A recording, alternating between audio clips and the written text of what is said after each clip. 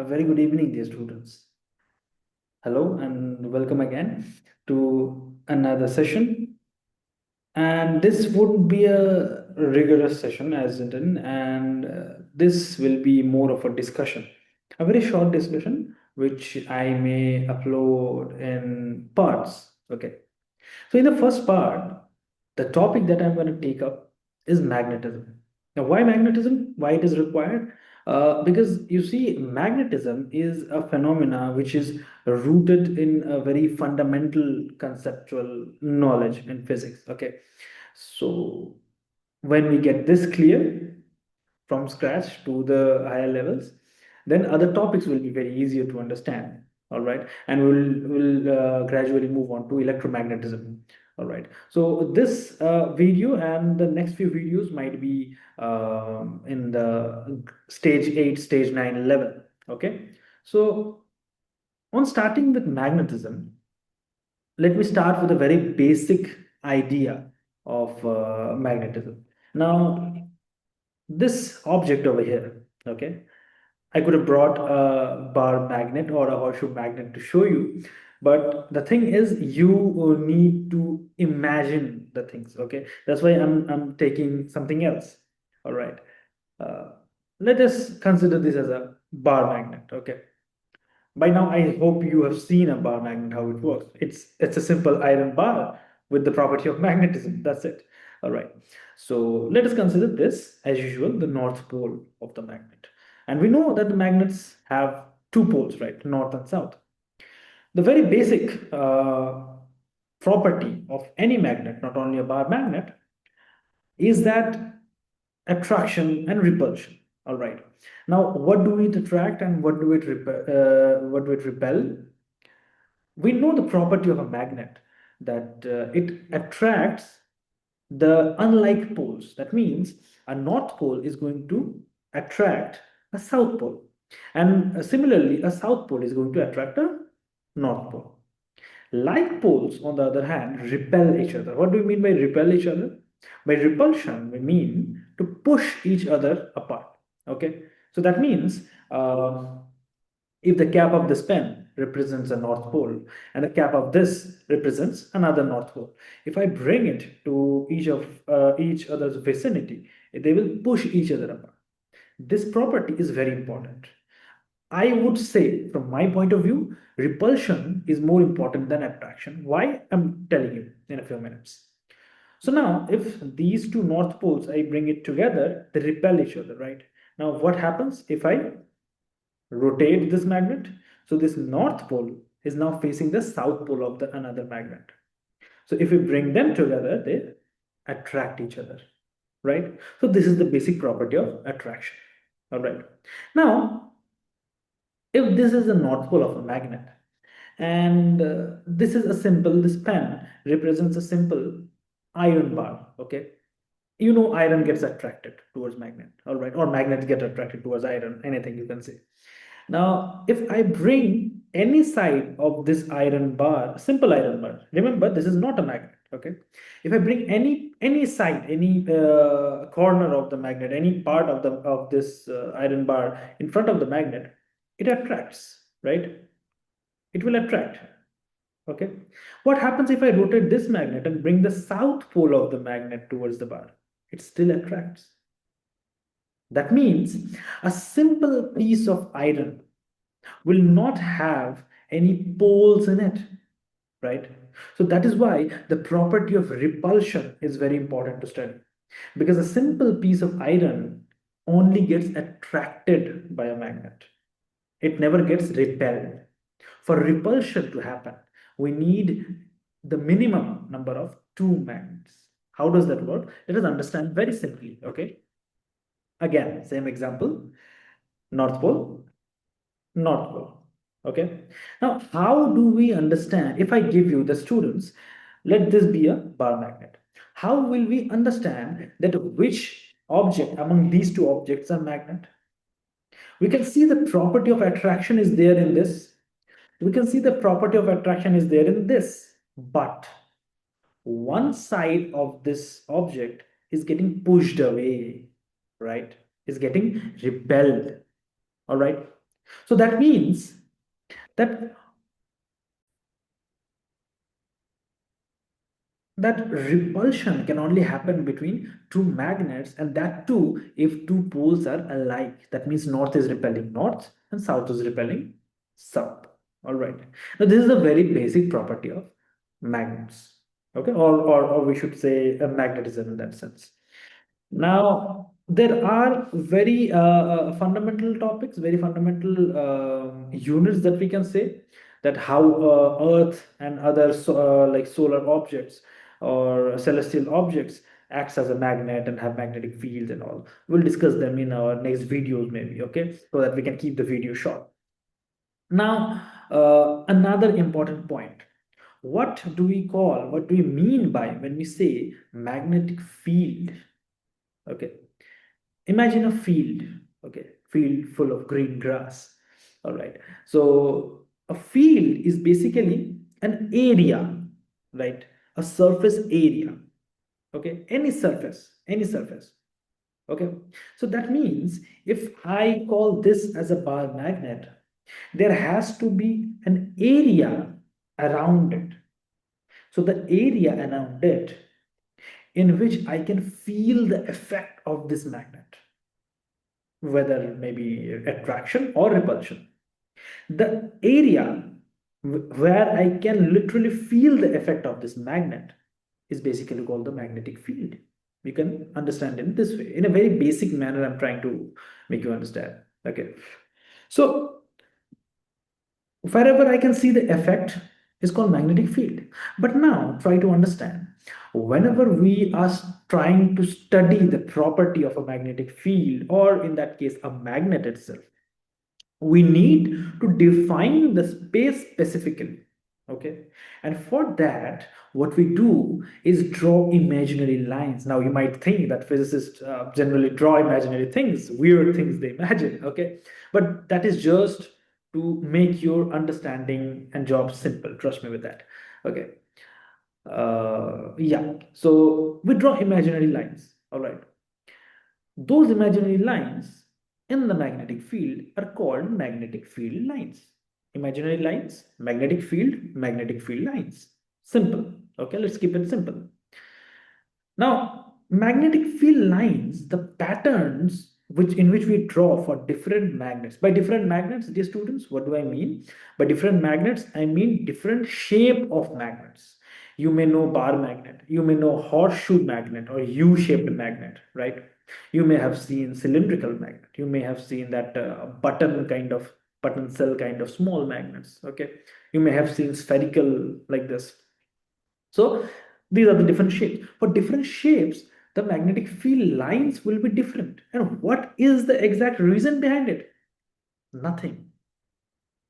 And you might be wondering, yes, sir, how can you say nothing? Okay, so it's basically the way the iron bar is, or the iron object is, the way in which something is being changed inside it. What is that something? We're going to discuss in our further lectures. So the way in which something is being arranged, is being changed inside it. Some properties are getting changed. That is the reason behind the different shapes of the magnetic field lines. Okay. Now, while we are studying magnetic field lines, we should remember, we should understand, we should know some of the properties of magnetic field lines. What are the properties?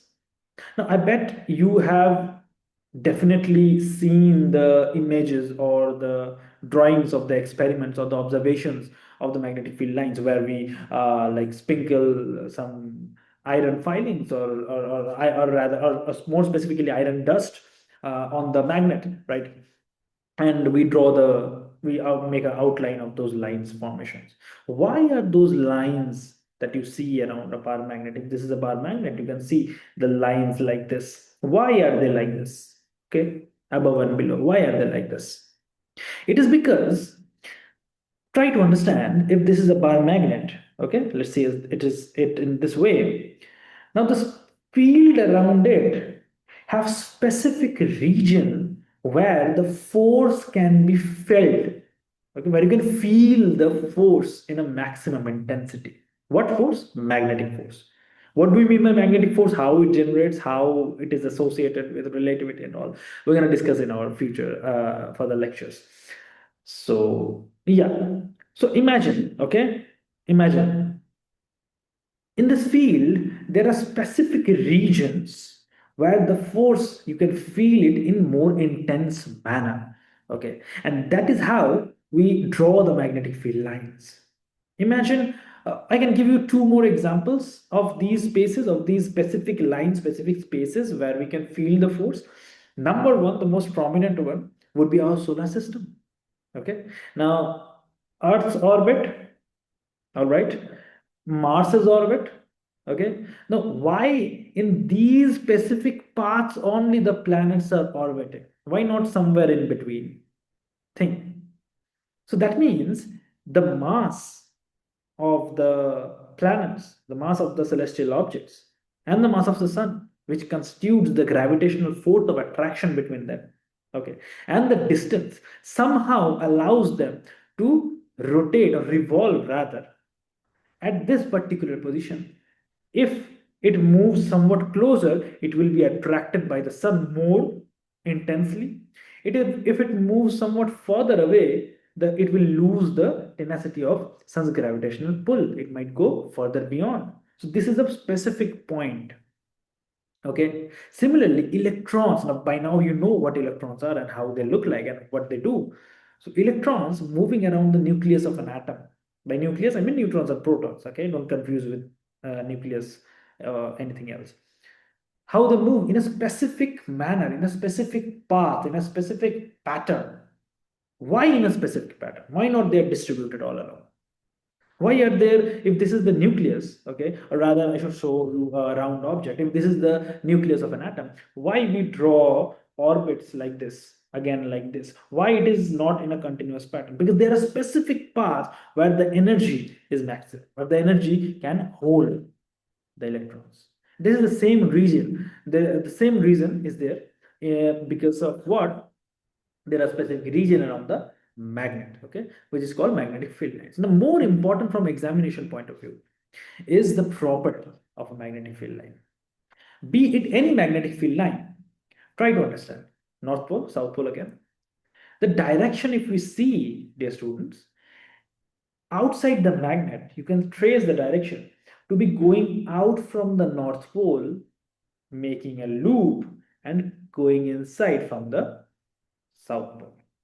Okay. Now, are they discontinuous? No, they are continuous.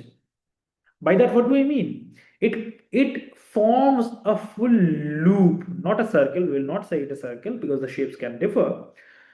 It goes out. Listen to me very carefully. It goes out from the North Pole, make a full loop, comes in through the South Pole, and inside the magnet, it connects from South Pole to North Pole. So this is a whole loop in which the magnetic field lines are drawn. This is the one of the properties of magnetic field lines. Property number two. The property is that if you have seen that observation or experiment, whatever you may name it, you might have seen that the iron dust particles, they are crowded over here at this region and at this region, right? The poles. That means the poles are the strongest part of a magnet, be it any magnet. The bar magnet, why I'm showing the bar magnet? Because it is very easy to understand, okay? It's very easy to comprehend. Now, this part, is it not a magnet? Definitely, but this part is somewhat weaker than the poles. So that is why the magnetic field lines are crowded near the poles. And you can imagine, right? So a line coming from here, joining over here, another line coming from here, joining over here, another line coming from here, joining over here. How many lines are there? Infinite number of lines are there. Okay, infinite numbers of lines coming and joining, trying to enter from here. So this part will definitely be crowded, but never overlapping. Try to understand that. With this, we go to the next property, that two magnetic field lines cannot intersect each other. I repeat, two magnetic field lines, any two magnetic field lines can never intersect or cross each other. Why? I'll give a very simple answer to that. Why it cannot happen. Okay. So remember, this is the area where or rather these are the two areas where the magnetic field lines are more crowded, okay, more crowded. Now, the next point, why they cannot cross, okay. Now try to understand, this is basically a compass, a very simple device, okay. We have a magnet in the needle, so it points in the north-south direction. We'll discuss about it when we discuss earth and magnets. Now, when we place a compass around a magnet at different position, so due to the force that is given by this magnet in this direction, from here it comes in this direction, the needle also keep on changing its directions like this, on keeping in different positions like this. Now, if there are two magnetic field lines crossing each other, so this field is putting a force in this direction, whereas this field is pushing in this direction. That means if I keep this compass over here, which direction shall the needle point? Are you getting the point? Which direction shall the needle point? That is why the needle cannot, you see, it's not quantum mechanics, it's classical physics that we are learning over here. So one object can remain only at one place when we observe it, when we see it. So this needle can either point here or point here. That is why magnetic field lines never cross each other. Okay, so this is the main property, one of the main properties of the magnetic field line. Okay, so I hope the properties are clear by now. Okay, let us keep this video this much, where you have learned the properties, when we have learned what do we mean by magnetic field and magnetic field lines, and a basic definition of magnetism, very basic. Okay, from our next videos, what we're going to do, we're going to study earth as a magnetism, the reason behind why earth behaves like a magnet, and something more interesting. Okay, so we'll keep the video short, we'll keep the videos very informative as much as possible, but very easy to understand. Okay, because that is why I have started from scratch, and I'll go till the level of electromagnetism. Okay, on that point, I just now now it popped up in my mind that with this question we'll begin our next session, that what do you think, if this is a bar magnet, till what distance the effect of the bar magnet will be there, or rather, if we reframe the question in this way, after what distance the effect of this bar magnet will be zero. Understood? I reframe it again. If I am standing over here and feel the effect of this bar magnet, and I'm starting my journey away from the bar magnet, at what distance, or after crossing what distance, the effect of this bar magnet won't be felt by me. Okay, research about this question, think about it. Okay, and we'll start our next session with this question only. Thank you very much.